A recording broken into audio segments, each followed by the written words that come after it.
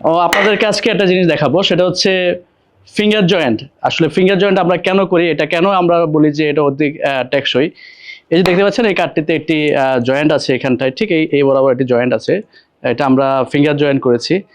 তো আমি আজকে আপনাদেরকে দেখানোর চেষ্টা করব এই জয়েন্টটা কতটা হেভি হয়ে থাকে।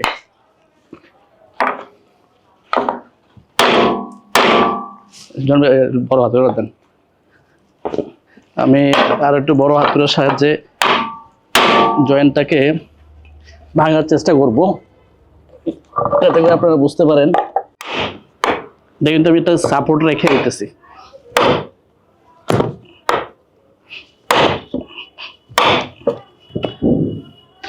এই হচ্ছে জয়েন্ট, এই হচ্ছে জয়েন্ট, এবং কাঠটি প্রায় 1.5 ইঞ্চি দূর থেকে ভেঙে চলে আসে, কিন্তু জয়েন্টটি এখনো পর্যন্ত তার আগের জায়গায় আছে, এক চুল পরিমাণে এদিক সেদিক হয় নাই।